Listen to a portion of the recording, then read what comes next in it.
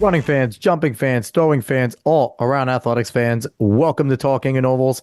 I am Alex Cuesta, and before we welcome in Dave, I just want to wish everyone a happy new year. We have made it. We are here. I hope everyone had a happy and safe new year. Dave, you're here, so you made it back safe. What's going on, my man? Did I'm just Did you having do anything eventful? no, my daughters were here at the house. We just had fun, that their whole goal was to make it to midnight, and they both did, and then they got to actually sleep in later, which was actually kind of nice. So it was a win-win, but I am having a few minor reservations about my list last week. I don't want to make any sort of addendum to it, but like after you do that, you're like, I should have said this guy, should have said this girl, but it is what it is. I stick with what it was, and I had fun doing it. Yeah, we didn't do much of anything eventful. So our eventfulness was on New Year's Eve. We brought home a new member of a family. We have a puppy named Oreo now. I saw on Facebook. Yeah, he's a little buddy. So we got him. That's what we did. And my 5 and 3-year-old stayed up till midnight. They both made it. We watched, well, the thing is, the trick was we watched 2 kids' movies. That was my big celebration. We watched Bolt, and then we watched live action Lion King, which led us to a half an hour to go. They were wired up. My wife actually decided to sleep. She slept for 3 hours, and I had to wake her up 10 minutes before it started. So before the ball dropped. So she got to rest, which was nice. Getting old, man. Getting old, am there. But you know what, though? That's what it's all about, though. Friends, family, getting through the new year. So it is Tuesday, January 2nd. Today is when we're recording of 2024, episode 69. If you like what you hear today, give us a like, share, follow, subscribe, rate 5 stars on Spotify and iTunes. Spread this word of mouth, and go look for us on the socials at Talking in Ovals. So last week, we had a great time. It was a rare occasion that we don't have a guest on, but we had fun. You talked about your top 5s. We ran down our top 5 athletes we've ever watched, top 5 of our all-time athletes we enjoyed. And then we also had a slew of honorable mentions because we acknowledged that 10 athletes in the history of track and field for each of us is hard. And we had some overlap there, and it was interesting. Some of the people that Dave watched were my legends, and it was just kind of funny to show like the gap there. But, it was difficult to really do, to narrow it down, but it was fantastic. It was fun. Dave, you said you wanted to make an addendum, but I had a great time doing it. I don't want to make an addendum, but I'm like, was I focused too much on the distance runners? But I'm like, but that's what I did, so that's who I followed, And I'm like, listen, to mention Bob Kennedy, like he wasn't in those guys' leagues, like with Bekele, but he was Bob Kennedy, like he was my guy. Like it was American to break 13 minutes. It was like a big deal. I feel like that's the same thing with me mentioning Nick Simmons, right? Nick Simmons was really good, but he was not like, he had a outside shot at getting a medal in the Olympics because of his kick, but he was never somebody that you thought was truly going to threat for a gold, right? Nick was a good one. Well, he also had David Rudisha, so. David Rudisha, but Nick did have the distinguishing factor of making the beer mile popular. Now his beer mile record did get broken, but the beer mile was something all collegiate runners did. Nick decided to throw it on YouTube and blow it out there, and again, now it's become a thing. We loved how great of a year that Ingebrigtsen had. The only bad race that he had was that 5:30 beer mile. I was a little disappointed. You know what, though? I don't think it was 2 days after he just doubled at Worlds, and I think it was his bachelor party. So there might have been some more than just those 4 cocktails that were being consumed, but. Probably. Hey, listen, what is there? The 4 beer, you have to at least have like 2 or 4 beers in you before you can even compete. So it's something like that. Every school, every team has different rules. And any coaches listening that are collegiate coaches, your athletes don't do this. I promise. Nope. Wink, wink. But anyway. Stopped about 2010. Yeah, no, yeah, it doesn't happen. But anyway, so still mad at all of our coaching friends that they haven't sent us PRs yet. A little bit on us. We've been a little lazy about hounding them. We're going to get back on you guys. And like I said, I know some of you listen. So you know who you are. We're coming after you. And that is a threat. Anyway, let's jump into this week's show. This week's show, we're going to have a great time because we've had this gentleman on before, and it comes to a point with him is there's so much knowledge that we need to continue to bring him back because we can't Joe Rogan with him. We can go 3-4 hours, but I don't know if everyone here would want to listen to 3-4 hours of us just yapping, but he is Jim Lambert. He is a veteran New Jersey track and field reporter, covers the sport for New Jersey MileSplit. It is someone that it's an honor if you're a runner to be mentioned by Jim in an article. What's going on, Jim? What's up, guys? Hey, honor to be back on with you guys. And like you said, we could go for 3 to 4 hours. We could just kind of break it up and, take a break for, a snack and come back and keep going. I mean, I can just do this stuff all day and night. And the fact that you guys have a forum for this is just fantastic. And, I can ramble on and on about New Jersey track and field and cross country. And the fact that I found two guys like yourselves who want to listen to it all, like you said. I can't get my wife to listen to me for more than, 30 seconds, a minute. Hey, how was your day? And before you can just tell her she's gone. So it's nice to have some guys who are as passionate about the sport as I am, and about all the listeners out there that that follow this sport so religiously. So thanks for having me back on. I can't wait to dive into like you guys said, a review of the cross country season and a look ahead to what's going to happen maybe indoors. Yeah, I tell my wife about all of my cool guests, and she's just like, yeah, great. Like, she doesn't know anyone I'm talking about. She wasn't a runner. But the beauty of this for me is these episodes, I found out I could just kind of sit back and just listen to you and Dave and just have you guys go back and forth about New Jersey track and field history. Because, like, you remember this name? How about that name? Oh, yeah, this person. So we are going to jump right in because I'm just going to sit back and listen to some encyclopedias. But it's the beauty of it. Hey, Dave, it's the beauty of getting older. It is. You guys just have photographic memories. It's not even getting older. You guys just remember everything. I don't know. I'm not as versed as Jim in the last 5 years, but before that, I was good. So, especially like the '90s were more my era. I'm pretty good with the '90s stuff going on. But anyway, it's 2024, but we just finished an epic 2023 XC season. So, Jim, why don't you just start off maybe by just giving us a general synopsis, and we'll get into some more detail. So, kind of how you look back in your view and what you remember. Yeah, when I think about the cross country season that just concluded, quite simply, it was one of the best seasons of all time. You break it down, and we spoke before the season started about expectations and things that could happen, and making some predictions. And I know we talked about how great the Union Catholic girls and CBA boys, the potential they had to become one of the best teams ever, if not the best. And that's how it played out. Starting off with CBA, I mean, on paper, they had the Magnificent Seven, took the line. And, they crushed it. Week after week, those guys lined up and just took down the biggest course records out there. They took Holmdel 3 times under 16 minutes, 15:51 non-public A to break the course record, 12:44 to break the Van Cortlandt record, and Bowden 16:07. They have all 3. Those are the 3 biggest course records you can own if you're a team from New Jersey. That being said, I know I spoke to the team quite a bit this season about what does it take to be called the greatest team ever.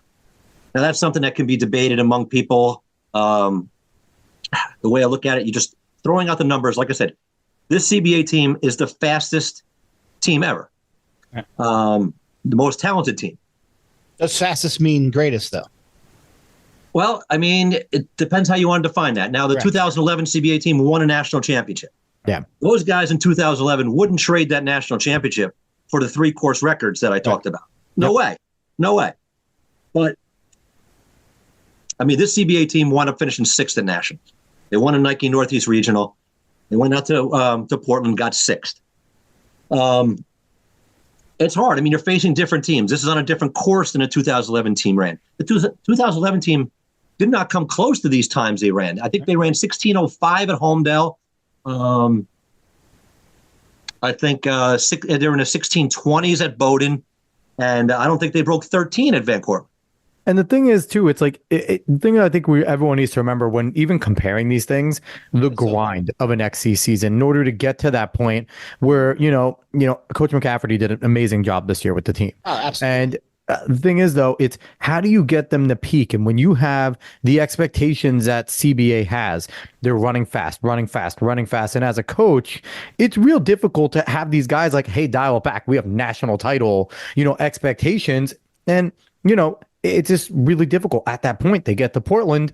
Who knows how much they had left in the tank? And this is not a knock on the guys, but it is a real grueling and difficult thing where in 2011, you're talking about, Jim, they ran extremely well. They didn't get all these course records, but they all went at the perfect time and peaked at the perfect time at nationals. So it really just depends on how it plays out. And there's times you try to map it out. You try to schedule workouts. You try to schedule meets to get them to that point. But I mean, it's not a knock. These boys had a ridiculously good season. They had the greatest season in New Jersey history outside of winning the national title. They have it. Yeah, they won everything else. Yep. And like you said, it's a tough grind. You're flying across country. You need some luck too. I mean, unfortunately for CBA, Joe Barrett was not 100% healthy. Right. He had been sick. And that's what happens. I mean, you need to be on your game every single week. And then Nationals comes around, one guy's off, and that's a difference. That throws a monkey wrench into everything. So it's like, where do they place if Barrett runs like he did winning MOC? I'm sure it changes. I'm sure they can top three at least. Yeah, they probably get on the podium. Yeah, and top four, most likely. But you could say that about probably the top 10 teams at nationals, right? You could say that about those teams. They are all, and that's the thing. When you get there, CBA is, incredible, but you're running against, there's a reason why these teams get to nationals, especially the top teams. You're running against, that is a collegiate meet. That is a high level collegiate meet when you get to that point. You're running against the people you're going to run at big conference meets, at IC4As, at nationals, at regionals. These guys are going to see these individuals at different places as well. It's such a high level meet.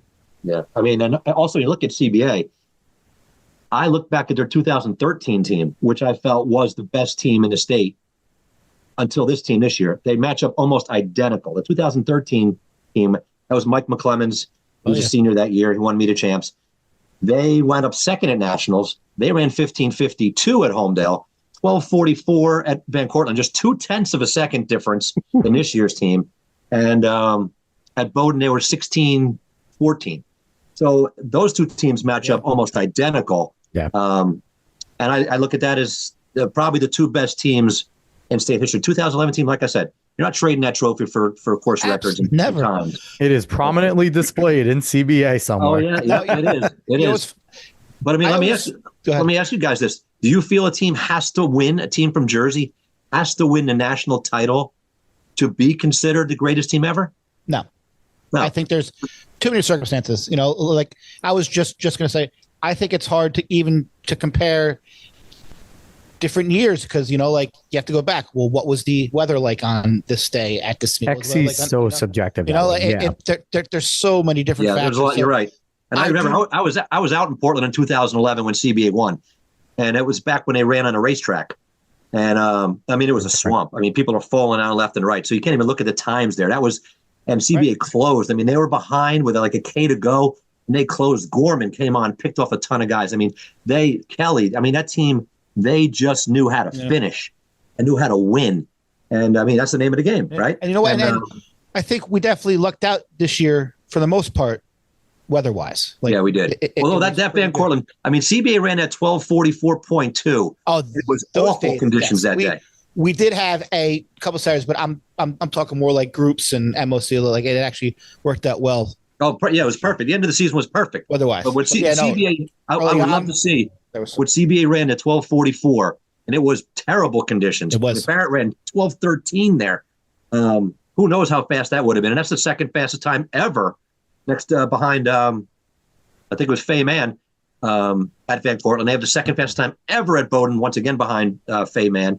I mean, in Jersey, we compare teams to what they do on those courses, and they're the fastest team on all of them. You will have no argument from me. It's right up there, if not the greatest. So I want to ask you about another team, because when it comes to greatest teams in Jersey history, there's probably a long line of parochial schools, non-public schools who would probably be up there. But where do you put this year Westfield teams in terms of public schools all time? Yep. I was looking at research. They have to be up there as one, if not the best public school in the history of. I'm glad you brought this up. It's definitely on my mind to talk about. Is Christofelski's team this year is right up there as far as the best public schools of all time. I mean, 1600, they ran the Group 4 meet to win that. with I think they had 54 points, which ties the lowest score ever in Group 4 with Mainland. It's one of the best. Forget about just public. It's one of the best teams ever. They just happen to have their best team ever at the same time that CBA is their best team. And the crazy thing is, we've talked to Chris. If Barrett has a sick on the Meet of Champs day, we could be saying Westfield's a Meet of Champs champion. If there's something like that occurs, like they gave it everything they had. And if CBA wasn't on their game, we could be talking Westfield coming out of there. No, they made them run, and it was a great trilogy. They met 3 times this year. It was tight at short coaches. Yeah. Meet of Champs is a little bit more of a gap there, but at Regionals was close. I'm sorry. Regionals very close. I think it was 10 points. Yep. Yeah, they made him run there, and they got better and better. That's the mark of a great team, a great coach, is to have his team ready in those big races. And like I said, Westfield's the fastest public school ever at Homedale, 16.00. Only, like I said, only CBA, Union Catholic ran a time like right on that a few years ago when they won Meet of Champs. But and to say you're the best Westfield team ever, I mean, my gosh. I know. Jack Martin and before him, Walt Clarkson. I mean, some of the greatest teams in history are from Westfield. And this was the best Westfield team ever, arguably the best public school team ever. I mean, Mainland will have something to say about that. They won back-to-back Meet of Champion titles, to break up CBA's run back when they had. I remember that. I think I was in high school when Mainland did that. Greg Hughes, Jimmy Weiner, those guys, yeah. I think I was like a freshman, sophomore, and they did that, yeah. It goes back to what we said before, though. Do you have to win it all to be the best public school? Or, I mean, because look who they ran up against. Any other year, we're looking at Westfield as a Meet of Champion, where they would have won the Meet of Champs how many other times? Running away, too. They would have done it. Now, here's the question that I have. Maybe it's because I'm a public school snob, and Dave probably is that way. Is there a little more weight to doing it as a public school, and especially as a coach, to being able to keep these boys, especially with the proximity Union Catholic is right there, to be able to keep these athletes there? And, there's so much opportunity, especially when you have a top guy like an Avery Keith and things like that, to go to these parochial schools that, he's then be running up against very equal types of talent, right? So is there, I'm not knocking what any parochial schools do. You have to be a great coach to bring out great talent, right? But is there a little bit of weight there, like being able to convince these boys and convince them like, hey, we can compete. We are here. Like, how would you view that? I think that's a great question. I think when you have a school, I mean, we're talking about Westfield, a big Group 4 school, with a great tradition like that, and great coaching like that, these kids come into school and they know they're at a great distance school. So I don't think there's too much of that concern there. I mean, heck, the non-public schools, they get, their athletes from different towns and things like that.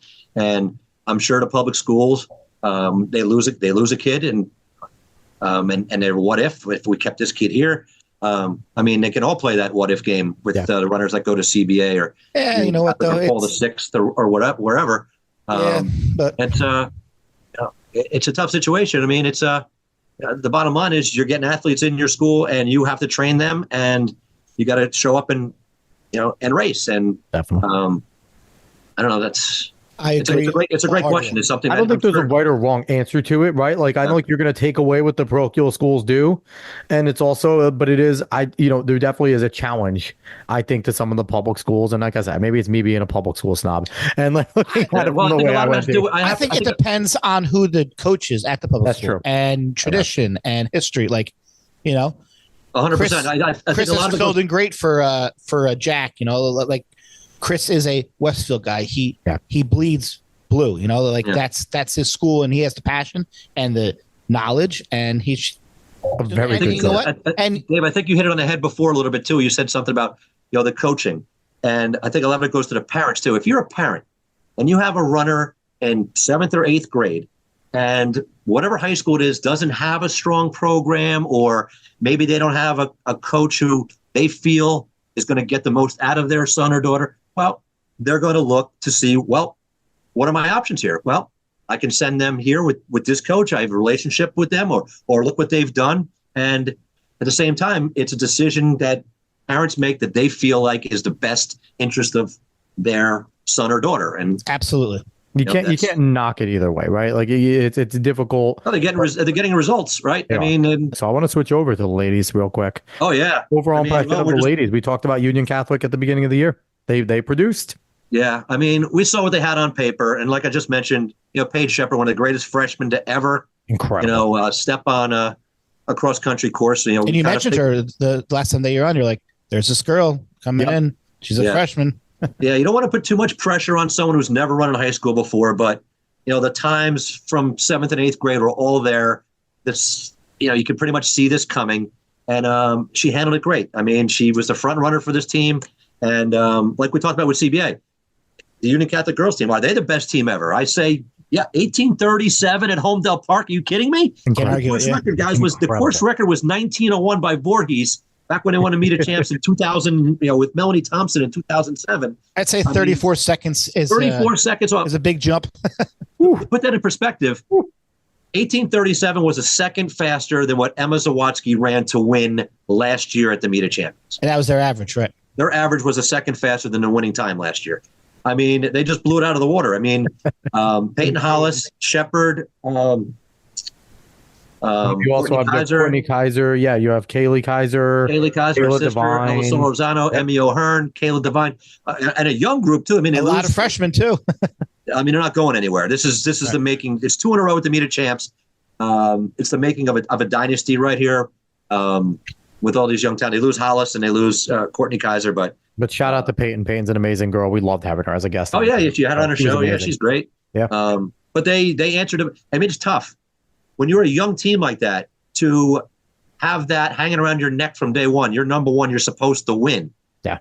And then you go out every single week and do it, breaking the course record at Homedale, killing the course record at Warren-Ankle Park when they won the county. Yep. They ran 1906 at Bowdoin, another Jersey course record. And like I said, Shepard leading the way. She won. I mean, 1754 she ran at Homedale Park. Now, let's talk a little bit about Emma real quick as we could jump back. Emma Zawadzki defending her Meet of Champions title against the young upstart Paige Shepard. I mean, talk about pressure, right? You see Paige running as well as she did all year. You see how strong Union Catholic is, the ability to run in a pack, right? And really run out in front of races and be fast. And Emma goes and responds and wins by 2 seconds, 17:52, running an amazing race. What does that say about Emma in terms of what's going on? I have a lot to say. Well, I have a lot to say about the way she handled herself and the way she raced, the experience, the savvy she had.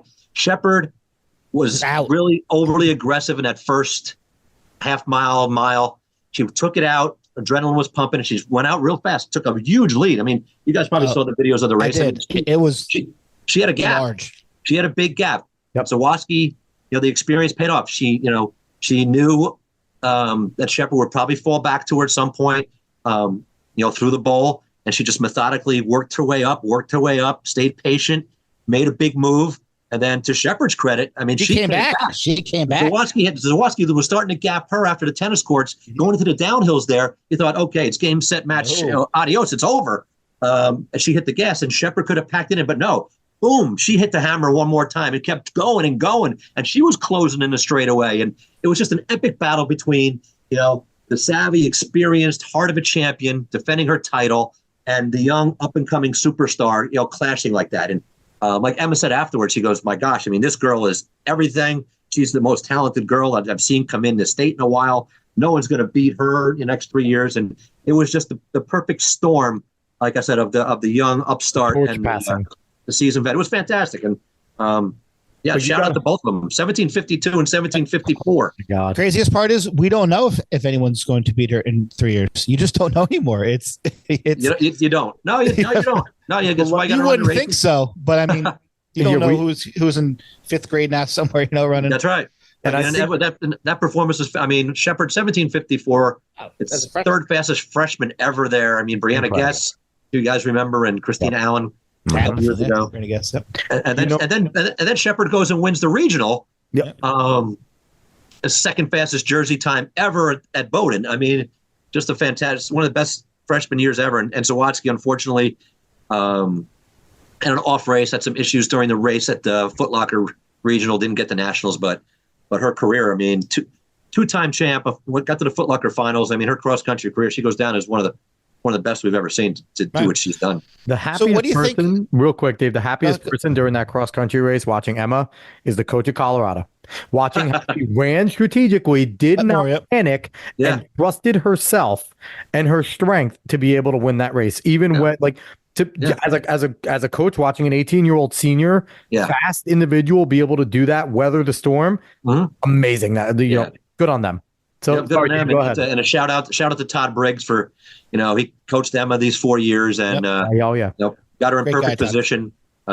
She's always at her best in the big races, and it's just fantastic to see her close out her high school cross country career like that. And what do you think? And I mean, this is kind of a different question. When I was obviously in school, there was it was Kinney then.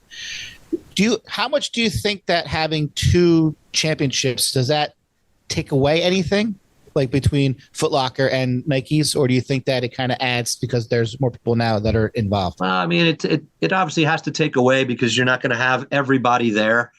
If you're on CBA, you're going to Nike every year. For sure, team title, yep. Yeah, I mean, Jimmy was choosing this year. It's something else I want to get into too. Is the way he finished his season? Yes. Was just one of the biggest storylines of the season. The CBA team, the Union Catholic girls team. And I'll get into a couple of those other individuals that really, produce some really fantastic moments. But anytime you split things up, it's not going to be great for the sport. I mean, you're just not going to have the best guys. We deal with that indoors with nationals. I mean, you got especially outdoor. I don't go. Hey, what nationals you going to? Oh, I'm going to Boston for New Balance. Oh, I'm going to New York. Or have an outdoor. Yeah. It's almost like you wish one of these meets had an individual component as well as a team, like that they could. But there are the ones, and whether people want to admit it or not, I'm not going to knock any kid that goes to nationals, right? Regardless of which one it is, there are nationals that are more weighted. There are traditional nationals that are more weighted, where if you're winning that one, it does mean more. I'm sorry. I hate to say it out there, but it's like New Balance Nationals, outdoor is Nationals. That is, if you go to New Balances, that is the traditional one. I don't care if they ran faster at Adidas down south or if they ran faster in Portland and Nike. Good on you guys. New Balance, having that New Balance title is big. That maybe just is the tradition in me, right? No, I agree with you. And that goes back to Foot Locker to me. Foot Locker's been around forever. Yep. You're the Foot Locker national champion compared to being the individual champion. At Nike, I mean, right. But I do like how Nike has the whole team component. Yes, it's the one of the best things that ever happened to the sport. It was smart for them. Was Nike coming in and bringing a team champion element to it. I mean, that was the biggest missing piece forever. I mean, I go back years when Mark Bloom had the Harrier. You guys, Dave, I don't know. Well, Dave's not there right now. Dave's when I broke in, there were national rankings. There were no national championships. Everything was mythical. Everything is based on take your time at Van Cortlandt and your time at Homedale and your time convert it to Bear Mountain and convert it. And Mark Bloom had one of the toughest jobs in the world. Bloom was great, though, man. The top 20 based on just comparing courses around the country when seasons ended back then after state meets. Right. And so that was genius move by Nike to come in and say, hey, let's fix this. Let's have a true. I mean, sports do it. I mean, sports have a true nobody. Right? Yeah, it's up to anyone's guess who's the true guy or girl. But it is cool, how because not every team has a great individual, but you could be a great unit. So now they have Nike for you, whereas you're on an average team, but you're a stud. You're probably gonna go to Foot Locker. Yeah, and it does bother me, like Alex said before. Outdoors, Nike, New Balance, Adidas. I mean, if you have 3 national championships, I mean, that means you have none. You have 2 quarterbacks, you have none. You have none. I mean, are you a national champion because you wanted so the whole calling it a national championship thing, look, I get it. They're paying money. My suggestion. Hoka, if you're out there, Hoka on running, once those 3 are done, say on running national meet of champions. Trump all 3 of them, bring the top 2 from each and some wild cards, the top 2 winners from each and a few wild cards, bring 8 to the track only on each of them, no trials, race. I like it. Out there. Oh, I like it. Let's make it happen. Hey, Hoka, do you hear that? Hoka on, I don't care. On, Running, and Hoka are the two ones that are stepping up. And, let's penalize these other three companies for being so damn selfish. And a third sponsor, Sidious Mag. And a fourth sponsor, Talking in Novels, damn it. There we go. I like it. But a couple of things that kind of hit me about cross country that I failed to mention earlier was I touched on Jimmy Wischusen earlier. Yeah. I'm sure you guys followed the whole. Unfortunately, the season. I mean, we hyped it up before the season started. Wischusen, Joe Barrett. Wischusen had run 15:22 as a junior. Yep. Joe Barrett coming back.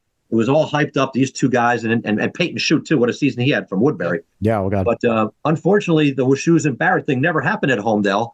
Right. Wischusen had the hamstring issues, forced him to drop out of the non-public A race and to meet a champs. Yep. Then the guy comes back, gets second at Nike Northeast, then goes to nationals, runs 15:25 against All-American. Yep. And I got to tell you, I've done probably thousands of interviews with high school athletes. I never had an interview like I had with Wischusen after the Nike Northeast region. If you've never saw it, I know a lot of people did. I got a lot of comments on it. He talked about the struggles. This is a guy who's come back from injuries 3 or 4 times. He's missed parts, almost full seasons of indoor, outdoor cross, different injuries. He'd come back, another injury. He came back, won the indoor media champs, another injury, and he keeps coming back. I mean, he's just like, and he just talked about it. He just opened up after that runner-up finish at Northeast Regional to make nationals. And he opened up about just the not just physically, just mentally, how that just wears you down. And he sent a message pretty much out to everybody that day.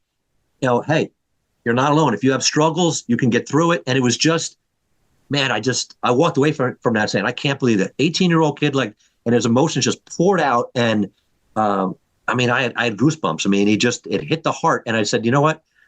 That's what this is all about, right? I mean, these are high school kids, and no one thinks about the struggles of the injuries. He's someone's injured, physical therapy, they'll come back. The time away from what you love to do. And when you're 17, 18 years old, and he put it all in perspective. So to see him come back like that, I mean, that was definitely one of the biggest storylines of the year. 15:25 out in that slop in Portland.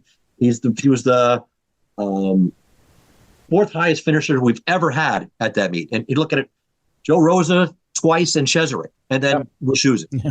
I mean, so I just wanted to touch on that, and just that was to me definitely one of the biggest stories of the year. And I'll say this, he gave his dad something to be happy about. Now, if people recognize the name Jimmy Wischusen, Bob Wischusen is his dad, and his dad announces the Jets, and the Jets are freaking terrible. So he gave his dad something to be super happy, not just being proud of his son, tongue in cheek, but obviously there is difficulty. I went through injuries all throughout my career. Now, I didn't have a iota of the talent that Jimmy Wischusen has, but it does wear on you. It is tough to come back, and the mental fortitude of an 18-year-old to continue to do it, and to know, we talk about expectations, the expectation of CBA, Union Catholic. That expectation was on Jimmy to be one of the state's best, if not the best runner from New Jersey, and to be able to put your injuries and even go through injuries again throughout the season, nothing but the best for him in indoor and outdoor, well, short track and outdoor. And, I could see the emotion. People can't see here, because this is audio, but when Jim was talking about it, the interview obviously touched him, because you could see the little bit of emotion coming out of Jim there, just hearing a kid, 18-year-old, obviously having to deal with the injuries, but being honest about what the injuries do to you, not trying to put on a face, not trying to put on a front, but just letting people know, hey, this is tough. Yep. It's not easy, and it's okay for it to be tough. To let somebody know you're struggling to get through. Yeah, it's okay to not be okay. Yeah. It happens. And 3 or 4 different times, and this guy missed so much time. And take anything you do in life, take it away from something that what you love the most gets taken away from you that many times. It felt good to see him do that. And a shout out to Jim for the perseverance, and never give up. But like you said, you always have to keep believing in yourself.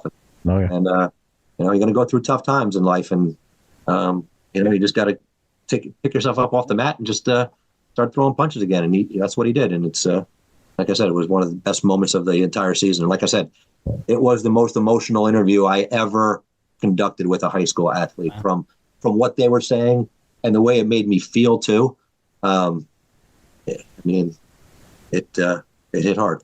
And so that was, like I said, one of the biggest stories of the season. And another thing I have to mention, and I should have mentioned this like right at the top, is it was sad news. I mean, one of the biggest storylines was the unfortunate passing of Nick Baker from Haddonfield. I've known Nick since I broke in this business over 30 years ago, and he was so much more than just a great coach. He was a great person, and that hurt a lot. Hurt myself. I mean, I consider Nick to be a friend, and when I broke into business, like I said, many years ago, first time I ever called him up, introduced myself. Hey, I'm covering, cross country now for the Star Ledger. Just want to, introduce myself. And he goes, hey, anytime you need anything at all, I pretty much have all the history of South Jersey. I said, oh, that'll be a big help. He goes, I'll tell you what, give me 5 minutes. Call me back. Call him back in 5 minutes. I spent 3 hours with him on the phone. I'd never even met him yet. It was just a phone conversation, just giving me sectional champions, the history, the courses, everything. He was just a great person. The kind of coach that, 5 decades of coaching, one of the best programs in state history. And to see Haddonfield boys win the group title about a month after, Nick had passed away. God, if you weren't happy for that team and that community that day, then you got soul searching to do, because that to me was one of the greatest moments in New Jersey cross country history right there. To see what those kids, to step up and win another one for Coach Baker. Just an icon, a legendary figure. I've seen other coaches. Tom Heath, a legend. There's a lot of legendary coaches. I can't think of one coach, I know a lot of them, who was more beloved in a community, in a town, okay, where just everybody knew him, everybody loved him, because he was also an administrator in a school. And he was everywhere. He was Haddonfield. Shout out to Haddonfield, because they did things right. They named the track after Baker Track. They named it after Nick and his wife, while he's still alive. This is kind of my way of telling people out there now, if you have someone who's done something big, runner, coach, whatever, don't wait. Honor them right now. Yeah. There's no reason to wait. Everything's in a memorial. Everything's no. Do it now. The Penn Relays did it right too. They honored Nick as honorary referee at the Penn Relays last year. Do things for people that deserve to be recognized while they're still with us. And Nick Baker is one of the greatest people, coaches you'll ever find, and bar none. And he used to tell coaches, this is how great of a guy he was. I heard him many times sharing workouts with opposing coaches, like in the same county, rival teams, because he was about how can I help kids get better, kids improve, and whatever it takes. He was competitive and wanted to win, but he wanted to see every single kid, no matter what team they were from. And he would share with new coaches. He would sit down and help them out with training and everything. He was just the All-American guy. It's a different mentality now too. A lot of coaches are much more close to the vest, but it is nice to hear that he was there for the kids. If he saw an athlete with potential, he wanted to bring out that potential, whether it was going to cost him a win or not, which says a lot to his character, right? A lot to the character of the individual. And again, it was a great story, and his legacy lives on, right? Haddonfield is known as one of the best programs in the state, and they always, up years, down years, you never count them out. Never. So boys and girls, boys and girls. Yes. Yeah. Yes. No, he built it. He did. So moving on from that, I want to get your surprises of the XC season. Was there anything on the men's and women's side that you didn't expect that happened? Well, the first name that jumps out at me is who knew who Clay Stevens was before the season started? Yeah, freshman from Manalapan. Who knew who he was? And the kid runs 15:50 in a Group 4 race. I think he came back, got 8th to meet at champs, and he just ran 9:32 for 2 miles. Who saw that coming? Maybe Clay Stevens saw it coming. Maybe the coaches there and the training, but Robbie Andrews did. Robbie saw it coming. Oh yeah, Robbie saw it coming. Right, Bobby knew, and Bobby knew about Cavellos too, winning Group 4. Yep. The Manalapan program in general, I don't know of a lot of people around the state Maybe people in a short conference in Monmouth County could see it coming. But, around the state, I think that they were like, and people, I got it all the time from people, holy cow, Manalapan. I'm like, yeah, they're for real. And we know if there's a good one out of Manalapan, they're a great one. It's not just Manalapan. Like when they have a good runner, it's like, all right, the state's better watch out because 100%. Like they're insane how good they got. It's in the water. I remember I was interviewing Manalapan after he had the big monster finish. If you guys watch the video, that he came from way back. Yeah, I mean, he was in back of the chase pack and worked his way up, and then he just crushed the backwoods. Yep. But I'm interviewing him after. He got a late start to his season. He had some, I think, shin splint things going on. And I'm interviewing him after the race. And right during the middle of the interview, and you can go back and see it, is Bobby Andrews coming right up and giving him the biggest hug. I knew you could do it. I mean, it was just, you could just see that, the coach, athlete, the work, and boom, it all paid off. And watch out for those two guys. That 1-2 punch at Manalapan with I mean, what kind of DM are they going to put together with those two guys bookending that? Oh, baby. And I'd hate to be running against them in like miles and 2 miles because they're just going to run right next to each other and it's going to be like, all right, go in lane 2 if you want to pass us. Like, enjoy that one. Like, and that always sucks when you have two good guys running and you're like, it's semi-even with them. And it's like, yeah, they're just going to run out front and just take turns and we're going to hate our lives back here. Like, it sucks. Yeah, but you got me thinking surprises. These girls.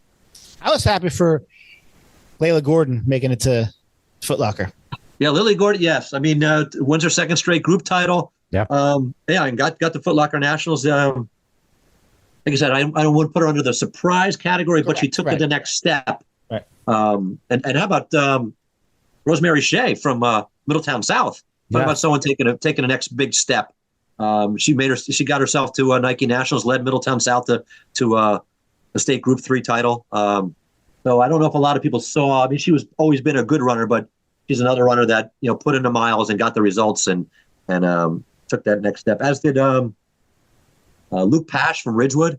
We talked over the summer in the previews about runners that could break out and looking at his 9.0 whatever he ran on the track last year. Like, okay, watch out for this guy, and bang, he qualifies. And you mentioned Peyton Shoot earlier. I mean, Peyton Shoot, Peyton Shoot always, everyone knew he had the talent, and Peyton would be the first one to tell you he needed to conquer Homedale. He would roll through all the races through South Jersey his junior year last year, and then he couldn't quite get over the hump and win, the group title and contend for the Meet of Champs. But this year he took care of it. He worked out all summer at Homedale. He kept just repeating the start hill and just, learning how to run that course. I mean, some people have it mastered. I know, Phil McCafferty, Heath before that, Jim Schlent, there's a lot of coaches. And now, there's formulas and people know where you have to be at 1K and when, I get all that. But he had to figure that out for himself, and he did. And bang, group title, 15:33. He gave Joe Barrett all he could handle at Meet of Champs and makes Foot Locker National. So, yeah, Peyton Shoot, big shout out to him. And big things, indoor track season. If all these guys are healthy, my gosh, I know we're going to get into it a little bit with maybe some bold predictions, but I see a lot of guys breaking 9. In the right race, if someone takes it out, these guys can all the guys we mentioned already are all those guys that can break 9. So let's jump into indoor or short track, as Seb Co would like us to call it. Sorry, Seb, we're going to say indoor a lot, but indoor track season is generally.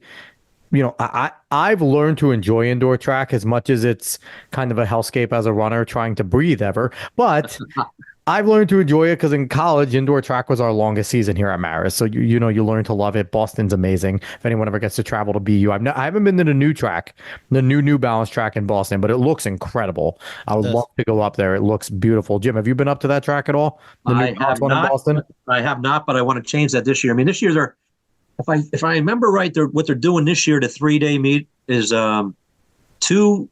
first 2 days at the Reggie Lewis Center. I forget what the reason was, and then the last day is at the New Balance track. So I mean, it's I look forward to Terry. We can have a whole segment on just the evolution of indoor track, especially in the Northeast. I mean, where it was when Dave ran, and where it is now. Yeah, I was running at Red Bank, as I've said many times. Oh my God! I was over at Red Bank. I went to Red Bank High for a meet. And I could not believe. I'm like, where's that? I asked 3 people where the track was. They said, like, you're standing on it. Yeah.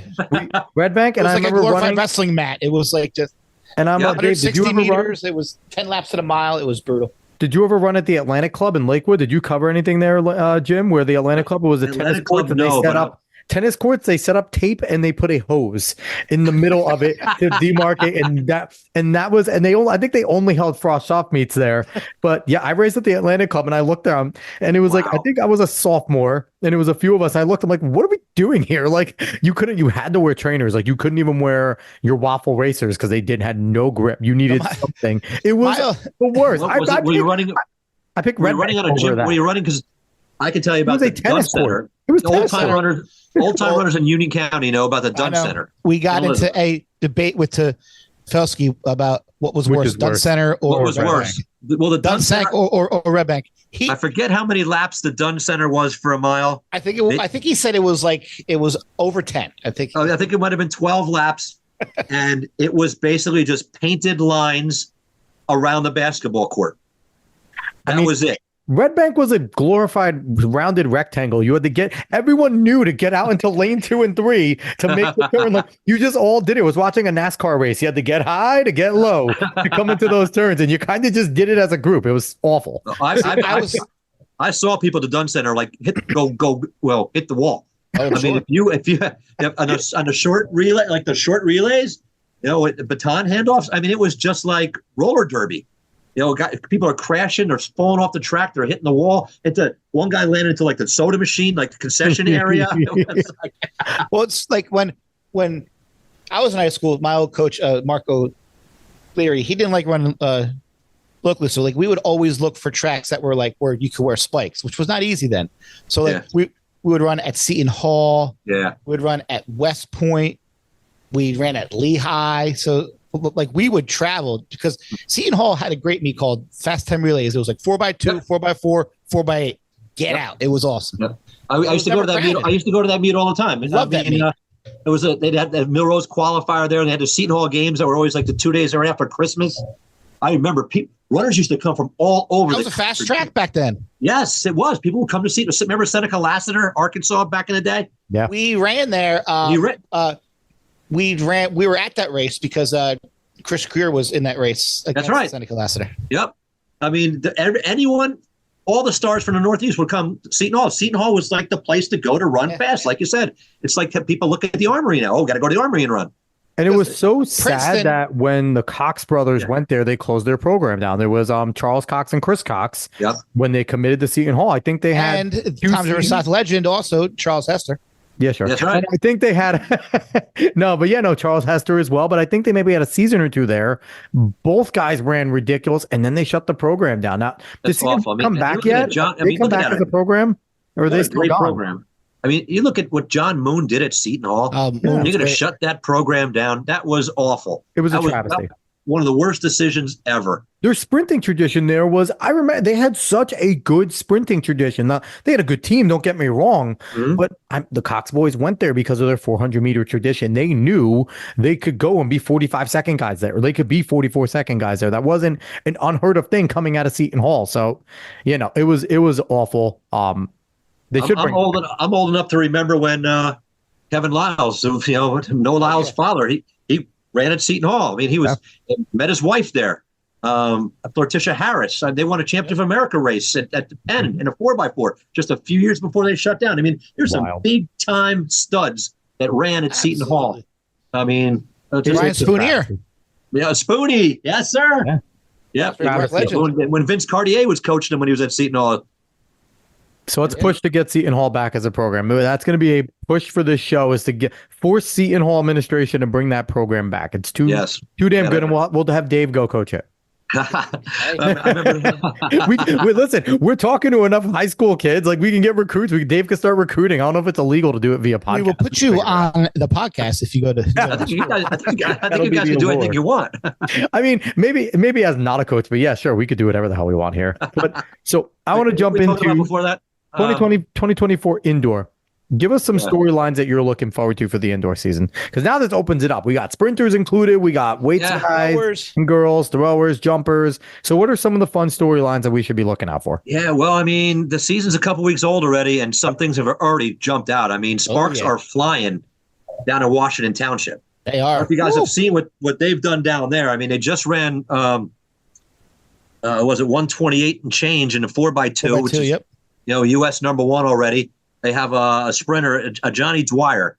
Now, a lot of people don't know about him because he didn't run indoor track before. First indoor race of his life, he goes 6:33 in the 55. I mean, right away, he's number 7 all time in Jersey. He's U.S. number 1 in his first race ever. And it's funny because I saw something over on the website formerly known as Twitter X, but it was on our page. We follow a lot of people in track and field, and people are like, "Oh, don't be posting up your times from January or December." And it's like, I'm sorry, those times are legitimate. Those are good at end of the season. The times that we're seeing now down in South Washington is good at end of the year now. Like we're seeing 100%. End of the year times run. It's pretty ridiculous. Yeah, it's way different than someone just running a 420 mile and no one else has run it yet, and you're leading the country for a couple of weeks. Yeah. This is legit. 6:33. And Shia Brown, his teammate, is run 7:13 in the hurdles. Right. I mean, insane. I mean, 7:13 he's already NJ number 3 all time already. This guy, he's been under 7:20 twice. I mean, state record alert, big time. I mean, its state record is 7:07. Like Corey Poole, he's at 7:13 right now. Wow. I mean, that's just a matter of a little quicker reaction time or just a lean, and he's going to. I mean, that state record, it's going. It's going. You want some bold hot takes? There we go. Shia Brown is taking down Corey Poole's state record of 7:07. I like it. It's just a matter of time. Keep it rolling, Jim. What else are we looking for? What else are we looking for? Big boy. We'll start with the boys. I mean, 3,200. What do you think? I mean, you have Jimmy healthy. You got Barrett healthy. Wait, hold on. I should have really started out with Jaden Marchand from Leonia. What he just did. Oh yeah. He just took down the state record in a 600. I mean, what was it, 117.66? Ridiculous. He had run a day before the 600. He had run a 600 a day before at Ocean Breeze and dropped 3 seconds the next day. Who needs rest? And he took down Quincy Wilson. Yeah, the national champ, indoor champ last year in the 400. The guy, the greatest freshman 400 runner ever, indoor national record holder, and as a freshman last year. He took him down, outleaned him at the line. I mean, 117.66. I mean, cruising. What's he going to run in a 400? I mean, he ran 47 and change last year when he got second to meet of champs outdoors. So, but if you're running 117, to put that in perspective, Clayton Parros, who has the state outdoor record, 45.81. Parros ran 118 and change the indoor season prior to when he ran 45 point. So I know you can't just say, hey, if that guy did this, that's going to convert 600, 400. You know, it's a different ball game, but the strength does translate, though. The strength of running, because if you're running a 16 there, now it could go one of two ways, right? It almost depends on how you do it, but he's on the sprint side. We know he's a fast twitch guy. If it's an 800 guy dropping down to do something like that, then okay, maybe that was more strategically run. This is a sprinter that did it. So you know that it's a fast twitch motion he's doing. So to see him have that strength over 600 meters and now be able to say, okay, we're taking 200 off, enjoy. Like it's going to be interesting. I'm very curious what he does in indoor, because the 117 there, like you said, was he going to, I mean, coming out the gates right now, it's early, but he has to be to meet a champ's favorite, just looking from that perspective. Yeah, definitely. I mean, it'd be shocking if he didn't run 46 points somewhere. And being competitive nationally with that, like that time is going to be making very competitive nationally. Oh yeah. Everyone knows who he is now. Oh yeah. A couple weeks ago, not so much, but now he's on a national radar. And I mean, there's a lot of great performances already. And in that race with Dwyer from Washington, when he went 6:33, Malachi James, a lot of people may have just forgotten about him. Yeah. From Burlington City. As a sophomore, he won 100 and 200 to meet a champs. He was out when he came back and played football, but hamstring injury knocked him out completely outdoors last year. He came back in football. He was 636 in that race. So what are these two guys going to do? Push each other? I mean, they're already top 10 all time in state history coming out the blocks. Dwyer's first race ever at that distance, and James's first race at any distance in 10 months. So, I mean, like I said, sparks are flying, on the track already, and it's just setting up to be an incredible season and for the boys in the sprints and hurdles. And we didn't even get into the distances. Has Kremer from earlier Southern run yet? Is he back healthy? Who didn't run? The kid from Southern last year who got hurt in the sprints. Kremer, was it? Oh, I haven't seen him. I haven't either. That's a great question. I haven't seen his name yet. I'll have to follow that up. But last year he had some great times. No, he did. No, there's no doubt about it. I mean, but yeah, I mean, this New Jersey can hold its own with just about any state in the country. Absolutely. I mean, We have said that over and over again. New Jersey, it might not be the best every year, but you're putting in the top 5 states every year, in terms of overall talent, because New Jersey talent travels. You go to all these other big schools, you will find a kid from Jersey running fast nationally. A few kids, men and women, in the national scene from Jersey every year. Mm-hmm. Yep. They're always there. Yep. And we touched on this briefly before, but how many guys can break 9 minutes? I mean, the potential, Wischusen, Barrett, Luke Pash we talked about before, Kai Velos, Stevens, who else was at the top? I'm trying to think of who else was like Avery Keith. Shoot, probably, right? Avery Keith. Who am I missing?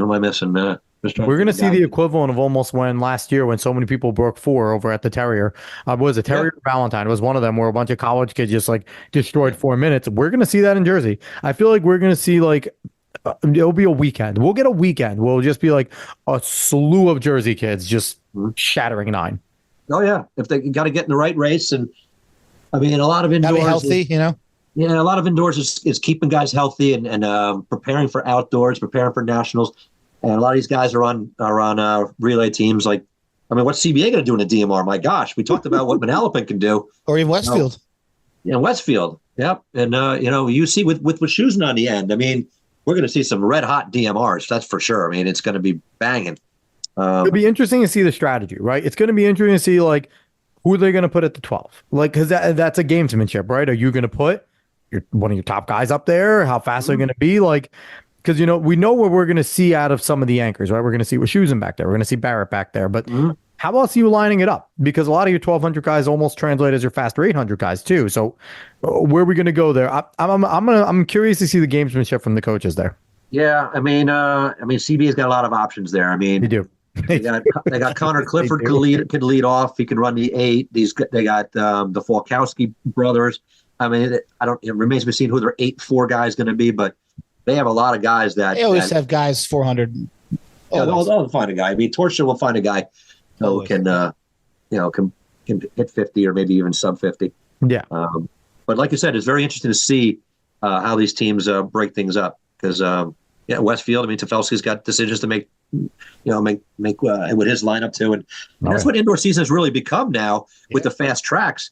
Is everyone looks to get their DMR 4x8 qualifiers. Yep.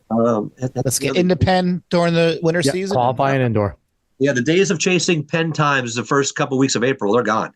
Those days are so far over. Which kind of sucks because that was the fun part about April. It was going to a bunch of relays and outdoor, like the Rebel relays were big in the beginning. The Blue Devil Classic. Blue Devil Classic was the last chance. Yeah, I loved having that last chance. I actually qualified there competitive in high school. Did you? My team qualified 4x8. We went up against Westfield at Blue Devil, and we ran 8:04 and got in. Yeah. Oh, yeah.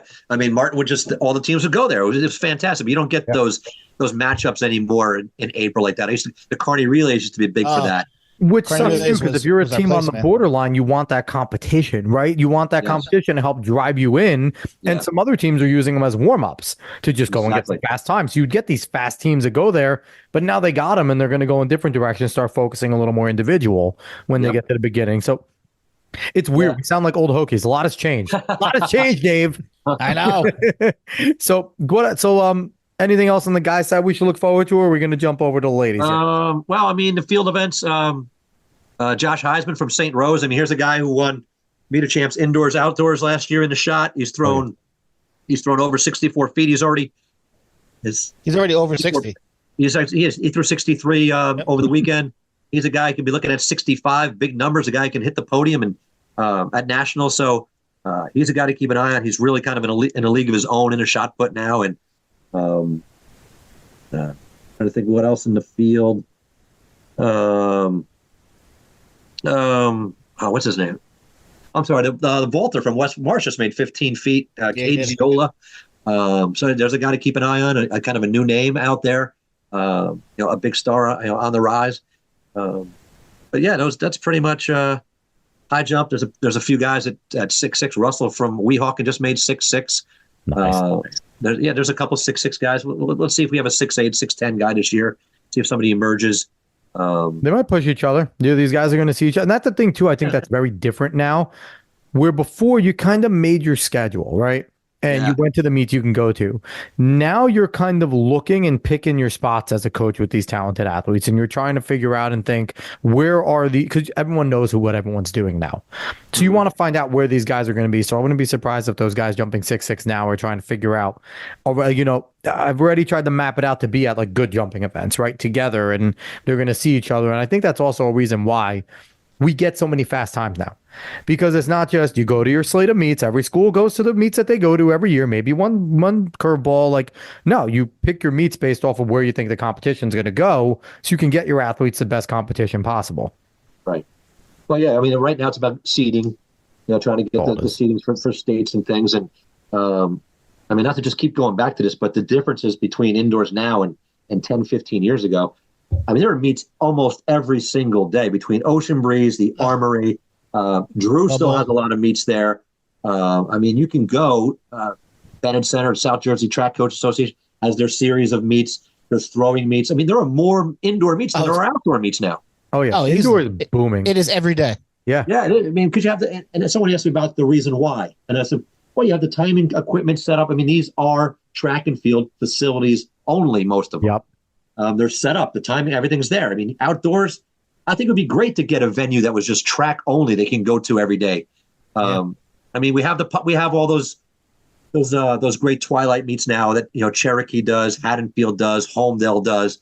But we need more Icon stadiums. We need more of those. Like Icon is so hard to get to. It's a gorgeous stadium. It's fun, but it is difficult to get to. It's a pain in the ass to get in and out of.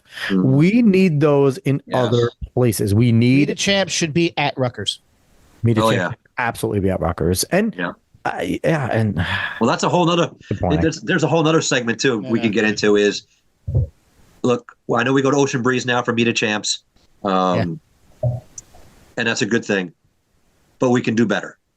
Where are all the state football championships held? MetLife and Rutgers. Where are the state basketball championships? Rutgers. Meet a Champs at Ocean Breeze is great, but we need more. I mean, there's still the Bennett Center. I'm not taking a shot at them. Of course not. The Bennett Center was great. When they came around in 2007, we needed the Bennett Center more than anything. Absolutely. In New Jersey. I mean, the Jadwin, Princeton had priced out the state, couldn't go there anymore. He had nowhere to go. The Bennett Center was a savior for New Jersey indoor track. But now we need more meets. All the group meets are there. The relay. My big joke is the worst thing that ever happened was Ritako going to jail, because he would have put a bank track there. He had plans on banking it, and I think he wanted to expand it. That bubble was temporary. He wanted to build a legitimate facility there, and part of me is like, listen, let him do his fraud for like another 10 years. Let us get our facility and then put him in jail. Like, can we get him out?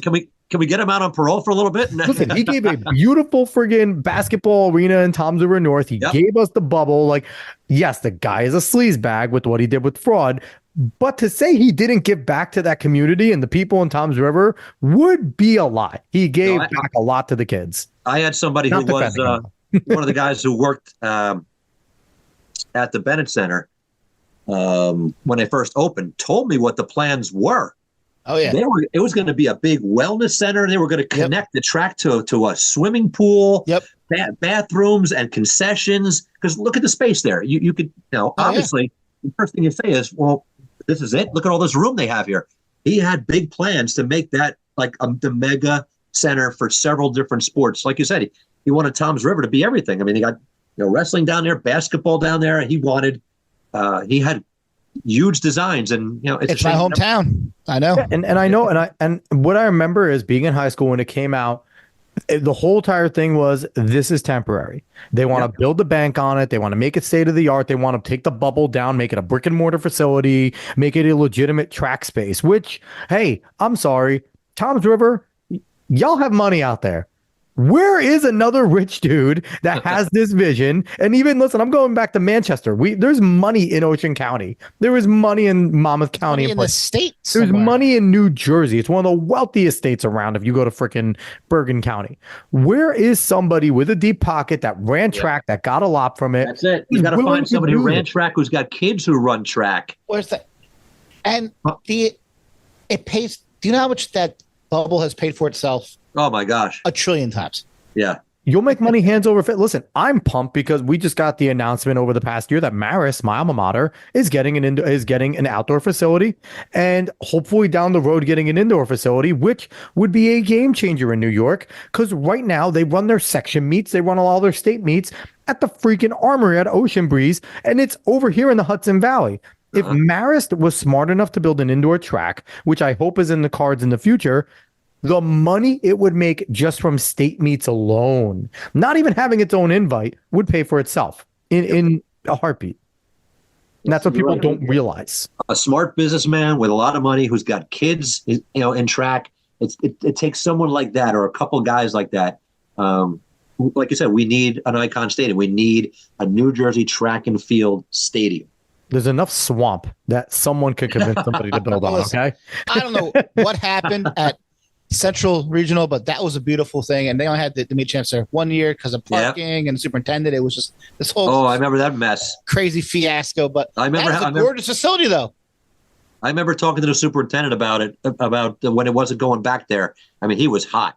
Oh yeah, he was hot about that. I mean, he's not there now, but it had something. I forget the whole story. It had something to do with the concessions and what they were getting and the gate and things like that, and it just blew up. But that was a great spot. Yeah, Central is really nice. Centrally looking, it's right off the Parkway. It's like right off the Parkway. Yeah, we're going south this year. I mean, we're getting into outdoor track a little bit. We're going down to Pennsauken this year. I know. So, all right, Jim. All right, indoors. Back on track to the winner. Girls. Let's get for the ladies. Girls. Yes. Let's go. Let's see. What are some of the big things that happened so far? I mean, obviously, one of the big names coming back is Siani Wynn, the sprinter from Pennsauken. Yep.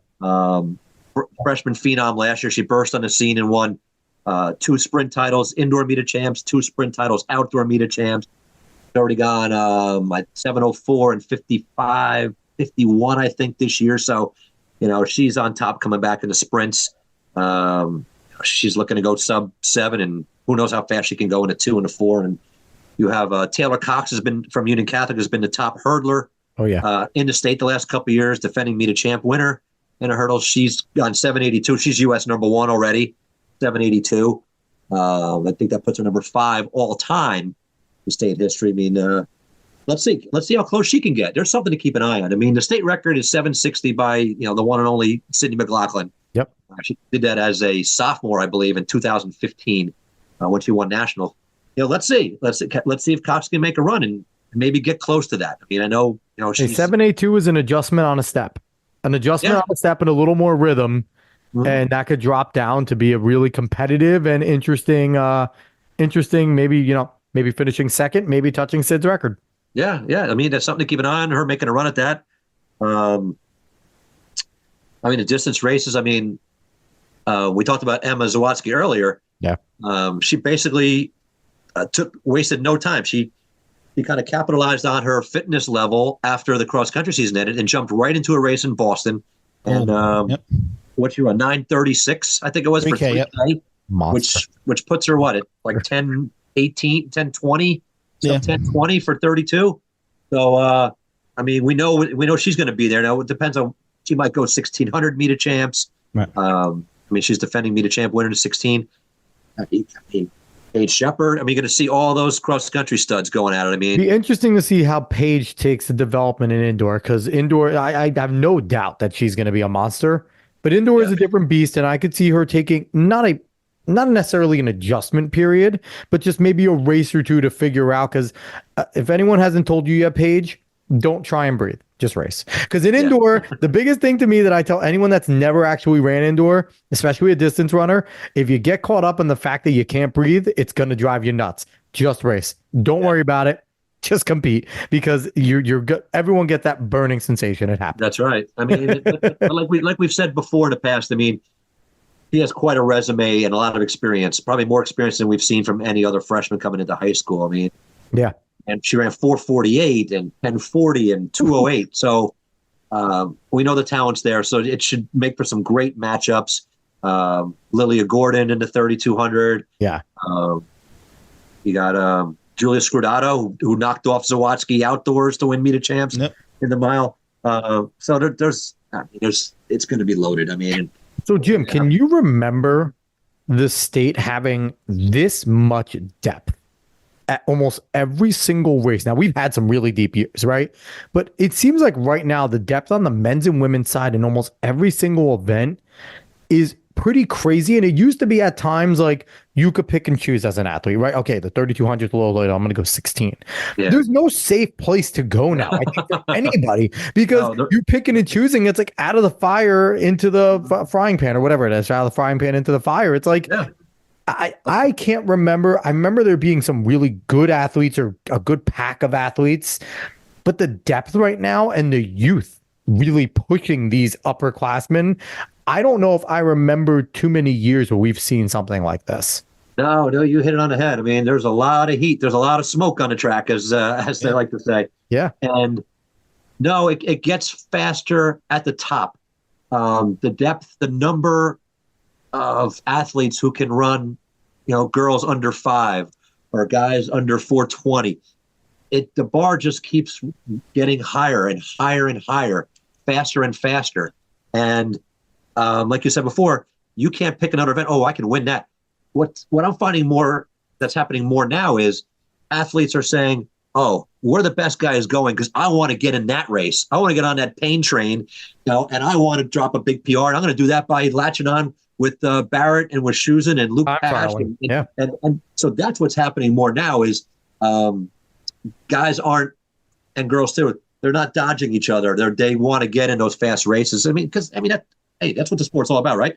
You're not going to win every race you run, but if you can keep getting faster, that's the name of the game. Looks good for college too. Oh, it's fantastic. I mean, and you get your qualifiers, but at the top, to answer your question, there has not been this kind of depth where a girl's going to go run 2:12 and finish third in the 800. Or I mean, it could happen.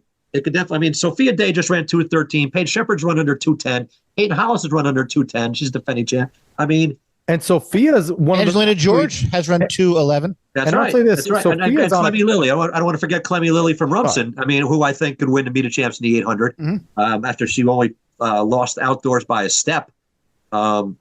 And I'll just say quickly, I feel like Sophia's on a comeback trail because she had a disappointing Meet of Champions last year. And in outdoor. So I feel like she's kind of on a rampage trail where she wants to really stamp herself back as, one of the competitors to win it all. Yeah. No, she opened up, like I said, at 2:13. I mean, she's got that nice combination of speed and endurance, much like Hollis. I mean, there's not a whole lot that have that kind of range, but she's one of them. It's pretty remarkable for what she can do. And yeah, I mean, you go back 10 years and look at the winning times in Meet of Champions, and you might not get a medal with those times now. Whole state is just. You go back to when Dave and I were running. You're running a 4:20 at Meet of Champs. There's a chance you might win. My teammate won Meet of Champs indoor in 1994 in 4:28. Chris Greer. And honestly, maybe not. He beat Darnell McLean from Asbury Park. We had Craig Forey. I was there. I was at Jadwin for that. Yeah, I was there as well. I will say I had Craig Forey. So maybe with Craig my senior year, you weren't doing that because I think Craig won Meet of Champs in I think he's ran sub 410 in Meet of Champs for my senior year because Craig was a monster. He did. But he did that double where I think he went under 410 and he came back in the 2 mile. And went under 910, I believe. Went under 9 with a great race. I think it was Ben Massam from Chatham. Ben Massam, and then the year before we had Muhammad Kadrouri, who went sub 9, and he was insane, and he was good one of the best races I ever saw was good. One of the best races I've ever seen was Muhammad Kadrouri and Chris Pannone. Yep. Group 4 race at Jadwin, London the Central. 3,200. They kept trading surges back and forth, I think it was 9:01 and change to 9:02 and change. And But that's it's the fast way, there. yeah, oh yeah. But it's the way they raced it. And also, you guys probably saw the great race when Forrest really put himself on the national radar as a freshman when he raced Jeremy Zagorski from Parsippany Hills. Yep. And he didn't win, but nobody really afterwards, I remember all the reporters and everything. Nobody was going over to Zagorski, who won the race. They were Everyone was going over to Craig. Forrest, because Forrest just broke the national freshman record then. I forget what the time.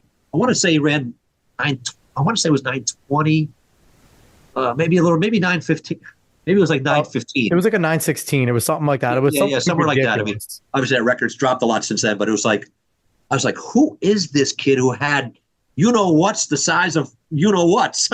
Our junior year, when his whole main goal was to take down Tommy Frisha of Red Bank in the 800, because that was the one kid he couldn't beat in the 800, and then he ended up beating him. And Craig was a different breed too. Craig was different. Makes you think, what would Craig have ran right now with this group, with the super shoes, and the way he was? Because I mean, we've had some dominant athletes, right? And you can kind of put them up against each other, but just from when I was there, like, Craig definitely seems like this modern athlete in a different time. When he was there, like he competed a lot like these guys do now in this generation. Yep. I mean, this is going back to 2007. He ran 8:44 in that epic battle with Centrowitz outdoors. Yeah. And I mean, and that was a state record till Rosa took it. Yep. But yeah. Who knows? I mean, I look at guys like that. They're going to be great in any era. And the faster runners around them, the faster they're going to run as well. He had a very good Michigan career, too, as a steeplechaser. So that's right. I mean, what did he get? Second at Nationals to Cabral that one? Second Nationals to Cabral, and was 2 spots away twice, I think, at Olympic trials. Like, he was pretty close. It was tough. Jaeger was there and Cabral. Oh, yeah. It was tough. It was a tough group, and he was just barely off. No, and, he was incredible. Yeah, incredible. I mean, I put him up at the very, very top of like the greatest I've ever seen. I mean, gosh, the guy, like I said, he just ran with this, and a nice guy too. Nice guy to boot. Yeah, but I mean, just a blue collar guy. Just everything he had, he just poured everything he had out to every race he ran. Yeah. I don't always know if he was the most naturally gifted, but he just had an engine that just wouldn't quit. And a combination of Schlentz coaching him, and I said before, naturally gifted. Of course, he was gifted, but I think he just found a way to will himself to do things that a lot of guys just couldn't do. That had kind of similar ability. Yeah, definitely. So now, of course, we love getting off on our tangents. Yeah. I'm sorry. I got off. I just want to jump in on reel me back in when I go off. Girls now, like. Oh yeah, we're talking girls. There was another few events. Another few. I mean, we took the 8-4 distance. I mean, kind of look at in the field events there. I mean, Sophia Curtis from Ocean City. She was top triple jumper last year at Penn. She went to indoor nationals last year and was All-American. She's number 2 all time on the Jersey list indoors in a triple jump, behind the greatest of all time, Couture Orgy. So I know that name. Let's see how close. I think Couture's state record is 43 and change. Oh. Sophia got to 41 something. So wow. Hey, let's see if she can close that gap. I mean, it's a good distance, but talented athlete can do it. Takes one good meet. Yeah, let's see. I mean, you set your goals high and see where you go. But Sophia Curtis is someone that everyone should keep an eye on. I know indoors, like the field events, the shot puts off to the side, and people aren't paying as much attention to it. But people should do themselves a favor. In the gym. Yeah. Well, until they meet the champs, then they bring them into the corner there in the bubble. Yeah, I know. But I know Ocean Breeze. You're jumping, and there's the running events are going on, and a lot of times it gets kind of lost in the shuffle. But Curtis is definitely someone to keep an eye on there. In the circle, unfortunately, the best throw in the state. This is a little bit of an update here that I just got today from the Livingston coach. Jessica Oji, who threw over 46 feet last year, was the top American at Penn in the shot, and an All-American. She tore her ACL. This is going back. She tore her ACL near the end of the outdoor track season playing soccer. She was the starting goalie. The main shot putters are starting goalie on soccer.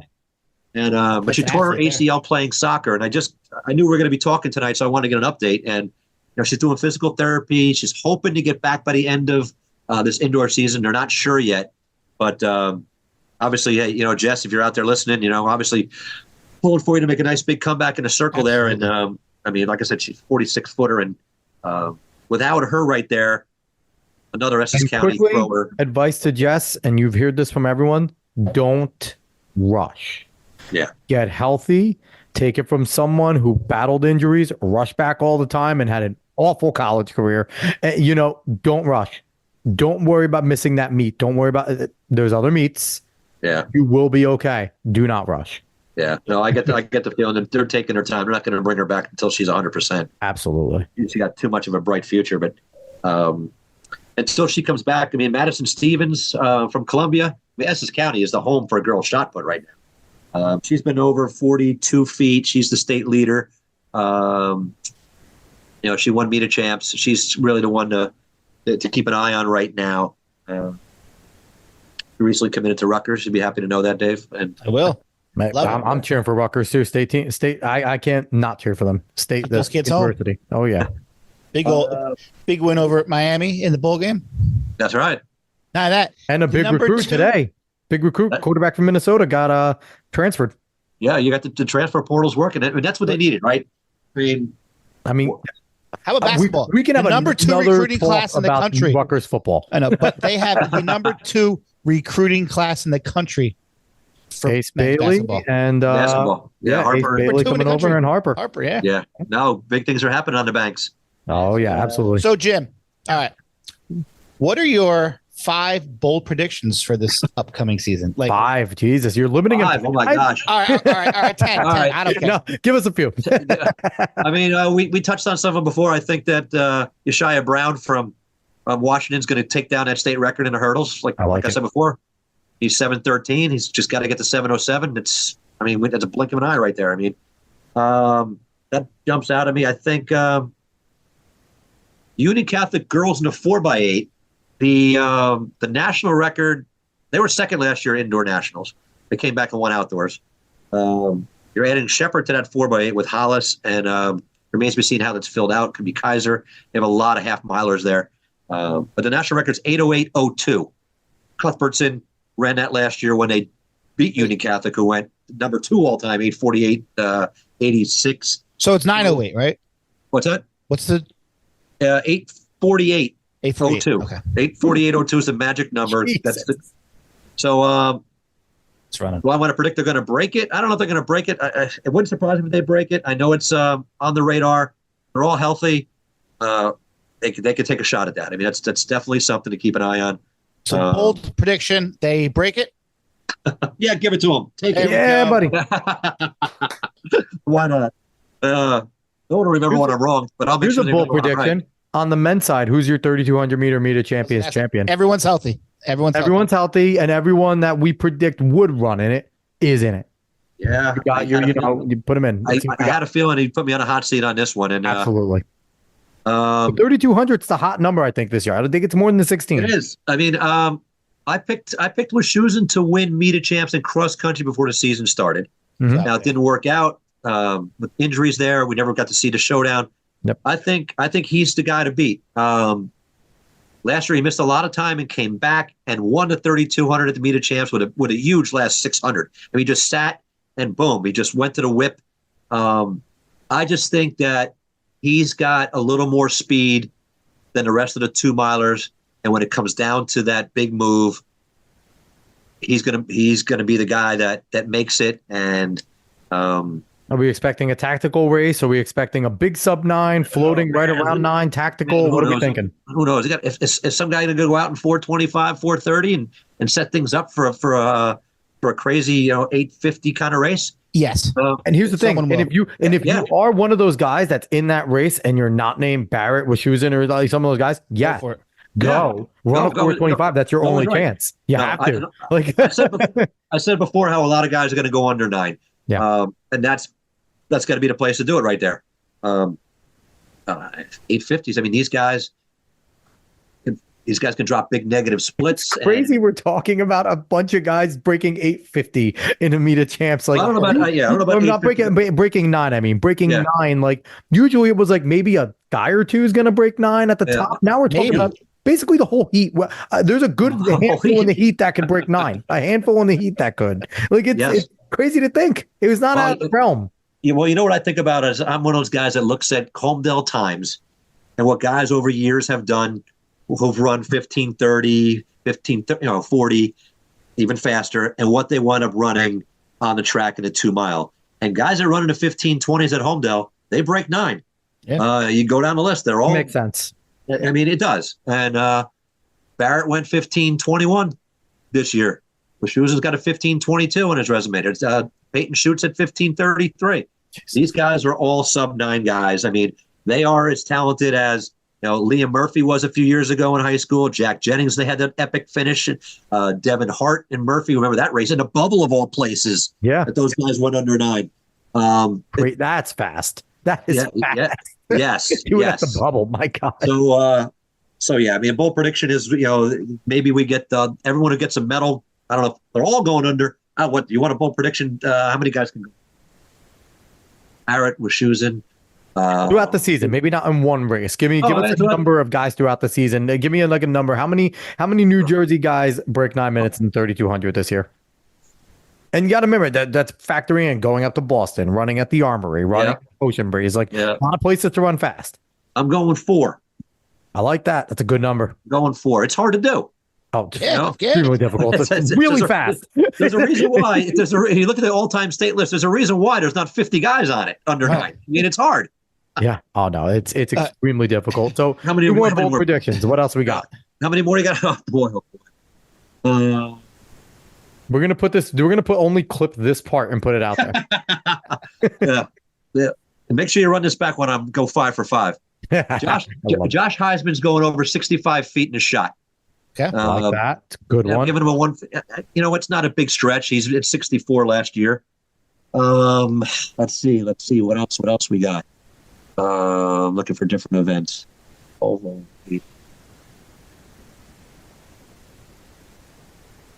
While Jim is looking, I want to give a shout out quick to, because I now live in Point Pleasant, to mention Devin Hart transferring to Texas, getting 11th at Nationals. Yep. Hell of a job. What a race. American. There was a good shot there of, I think it was he and Murphy. Murphy, yeah. He had a hell of a race too. Yep. They were next to each other like most of the race. Oh, let's see. Big, bold. This is your last one. Make it the biggest and boldest. Is it? Has it been 4? I think we got 4 already. I thought 3, but was that 3 or 4? I think you're right. No, 4 because the hurdle one. The hurdle one was built in because he did that. Yeah, a little bit earlier, but it's built in as a bold prediction. How about 2 guys are going under 6.30 in the dash? Okay. Wow. How about that? I mean, I like that. Do we have names? Dwyer and James. And that's like you said, Malachi James. I don't know how bold that really is because they're already at 633 and 636 respectively now. I mean, but that's hard. That's hard to come down. 0.03 and 0.06 where they are is very hard. That it's a bold prediction because here's the thing: if they float around those 2 times all year, they're still top 10 in the country. Like exactly, it's ridiculous. We're looking at just so in case those guys don't know and they're watching the state record. I mean, if they get to that, if they get under 630, we're at state record alert right there. I mean, it's 626. Yeah. So. Watch out. That's Demir Bird. You guys remember him from Timber Creek, played in the NFL. Remember Demir. And Mario Heslop from Franklin. Yep. Tragically passed away recently. Passed away this summer in a car accident. Just awful. But I mean, he's an all-time great in Jersey. He went 626 in 2018, I believe. Yeah. So yeah, that's bold. Both going under 6.30. Book it. It's happening. Let's 5 for 5. We're bringing it back. You guys run this back, rewind this in 2 months from now, and see 5 for 5. We'll have you on to listen. I don't mind this tradition of having you on to wrap up every season in Jersey because that's where we love to be at. We want to expand eventually, but Jersey's where our hearts are at. Well, David's still there. I'm in New York, but that's where I am. So I love it. Jim. Wait. You're a wealth of knowledge. I love it. Dave, what you got? I just want to give Jim a few minutes to talk about two things that he has a great passion for, because they are actually doing well. Your Dolphins and your LA Dodgers, who have the Japanese two topics I don't want to talk about at all. Well, I mean, Go for it, the Dodgers have replaced the Yankees as the evil empire now. Everyone looks at them as they're going to outspend everybody, and not out of lack of trying for the Yankees, though.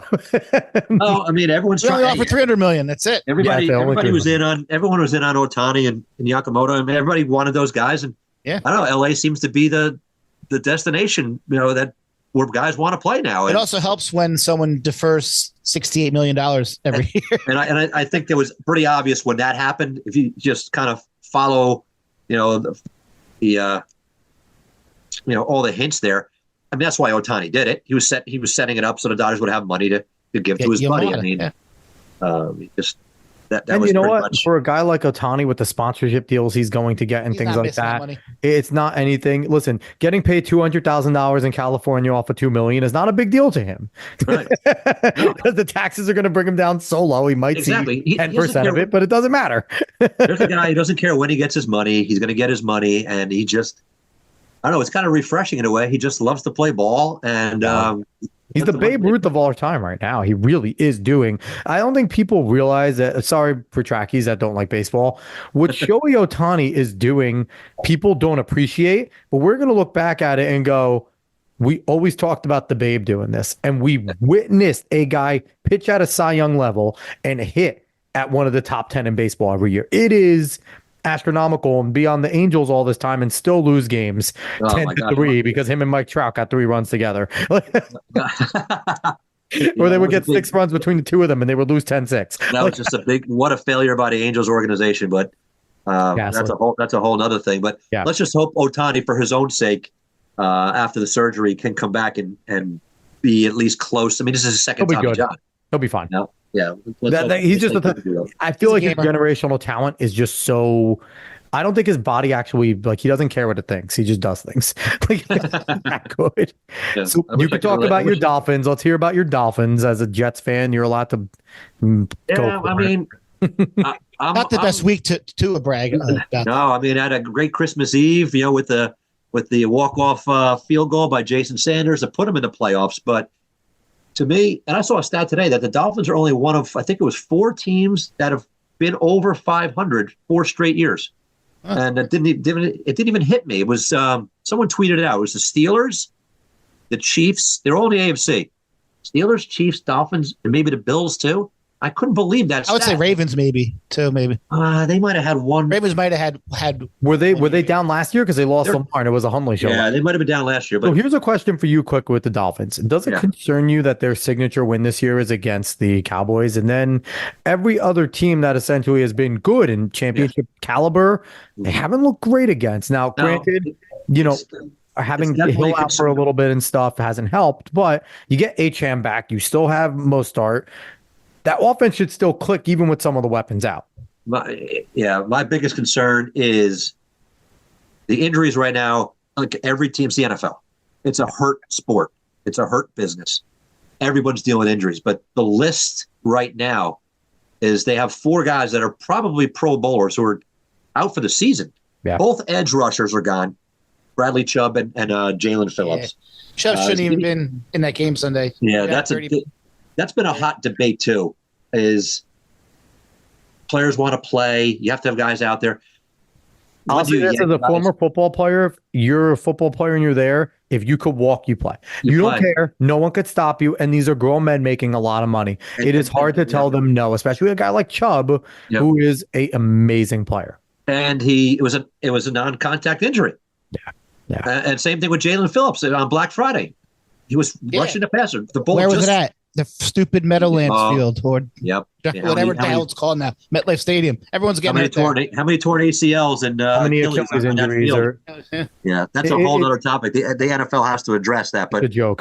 My concerns with the Dolphins is they have to win on Sunday night to really not be called the same old Dolphins. I've seen the script before. Limping in as a wild card, one and done. enough is enough. Are you going to take that next step? Are you going to man up and beat the mighty Bills who've owned the division the last couple of years since Brady left? And you're going to finally, Tua in his 4th year, is he going to finally win a big game? Don't tell me your biggest win ever is hang your hat on the Cowboy win. And would this be so reminiscent of, after Marino gets to a Super Bowl, just every other time that Marino gets there with Clayton and stuff, where it's like, great, wild card, maybe win a game, come out, like very Cowboys-esque. No, I don't quite look at it that way, because those teams won divisions, got to AFC Championship games, got to a Super Bowl. Yeah. They were up against the Bills back then, to Jim Kelly, Andre Reed, Thurman. Yeah. Yeah, those teams were stacked. AFC is so wide open right now. My concern is they haven't shown up well in big games on the road. All the road games against good teams, they lost. And in those games, they didn't score in the 4th quarter. The Eagle game, the Chief game, who am I missing? The Ravens obviously blew them out. And then their 4th loss was just a brutal loss to the Titans at home. They give up.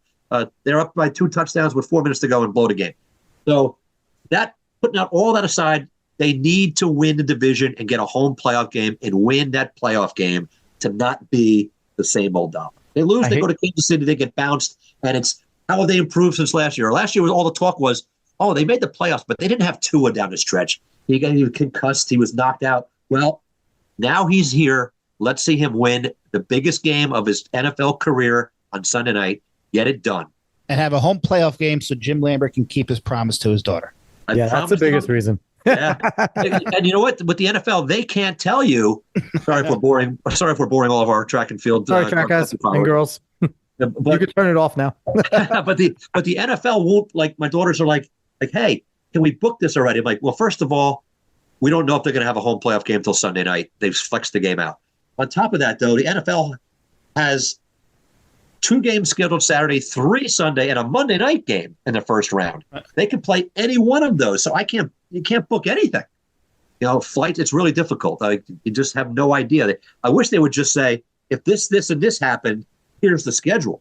But they're not giving you anything until the games this weekend are played. So, you know what? Unfortunately, I hate to break it to you, but I am going under the conspiracy at the NFL with the logo for the Super Bowl that they're going with. I saw that today. All of the color schemes over the last 3 years have matched the teams that have been there. Whoa. Super Bowl 56 was the Rams and Bengals. It was orange and yellow. Super Bowl 57 had the green and red. It was Eagles and Kansas City. This year, it's a hint of red and purple. We're about to see Ravens and Niners. What a surprise. 49ers and Ravens are 2 very high contending teams. So, there might not be a script, but there might be a script. Oh, that's very interesting. Yeah, go look at, just type in Super Bowl teams conspiracy. And have they basically taken the top seeds, the team with the buys, and given them those colors? Probably. Yeah, I mean, it's possibly, but these are designed preseason. I mean, who was it last year? Those are designed for the Super Bowl the season. Oh, okay. Well, that changes things. Because they already have the LIV logo, and it's red up top, purple down low. And it looks like the Niners and Ravens coming into this right now. It looks like the Niners and Ravens are kind of clicking. Boy, it's amazing how the script's kind of played out, huh? It's great. I wish the script didn't include Aaron Rodgers tearing his Achilles in the 4th play of week 1. That was brutal. That was brutal. But the whole thing about the Jets could have picked up the phone and called Joe Flacco. I don't want to hear it. I hate it all. I hate the Jets. I hate them. I hate them. I hate them. With that cheery note, Jim, always a blast to have you on. Hey, my pleasure, guys. My pleasure. Get your 2024 on, get your PRs on, and watch the bold predictions, baby. 5 for 5. We're going to run it back. I love it. So once again, talking to Nobles here. If you are so inclined, if you are a track fan, not just Jersey, in general, please go to New Jersey MileSplit. Read Jim Lambert's articles. You will be better for it. You will have a better knowledge of the sport. You will understand what's going on. He has such a pulse. And if you heard him today, there is a reason why New Jersey athletes talk to him and love talking to him. He's passionate about the sport. He understands the sport. The history is something that he probably teaches these athletes about as he talks to them, letting them know who they're chasing and things like that. And I mean, overall, just a great guy. So go support him. Go support New Jersey MileSplit.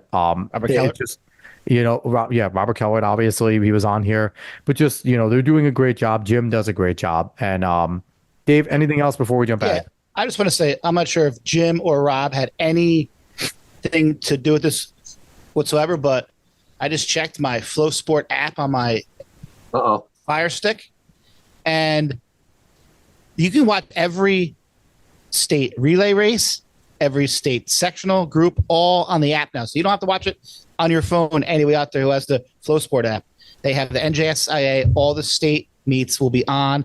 You can watch it on your TV. So that's just really, really cool. I think all that you would need is the same paid account that you would have anyway.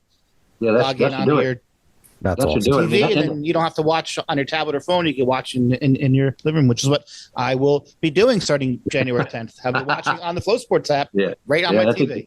That's a game changer. Live results and being able to watch that on the app. It's just a game changer. I mean, that's where we're headed, though, right? I mean, you got to keep up with the times. I mean, everybody wants to see everything as it's happening, and that's what MileSplit and Flow Sports. That's what they do. I'm just asking people back in the 90s. It's crazy. I never would have thought. Please, people donate and give Flow Sport and MileSplit really a lot of money, because I just want better cameras sometimes. At some of the meets, I'm happy to see them there, but please, I just want better cameras sometimes. Sometimes they're so blurry, and it's like, I don't know who's racing, but no. But overall, isn't the actual cameras though? It's the Wi-Fi connection and that is transmitting true. it too. It's a big battle. I mean, that is true. But no, overall, I'm only teasing. I love what MileSplit. I love what Flow Sport does.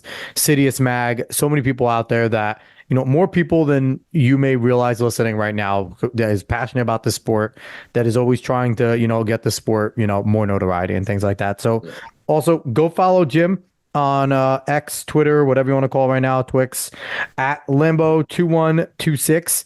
I don't know why he's only sitting at a little over 5,000 followers. That's a travesty. We should have the whole state following this man, because he's, wealth of knowledge and everything. So once again, Jim, thank you so much for coming on. Always a blast. We'd marathon with you, but it's well worth it. And I'm excited to have you on at the end of indoor talking about what's about to go on in outdoor, because let's face it, what happens in New Jersey matters nationally. So that's why we're doing it here. That's right. No, I appreciate you guys having me on. And nothing better than talking see and track with you guys. I mean, the best sport in the world. And anytime you guys want to chat, I'm always around. And all the athletes out there, I see you guys around the track, looking for interviews, looking for your PRs, and looking for 5 hot, bold takes to come true this year, baby. Look out. I'll listen to them. We'll type them out too. We'll get them in writing. All right, everyone. Thank you so much for listening. We will be back next week, as always, with more great guests, more great interviews, and a great, great episode. Everyone, so long. Bye-bye now.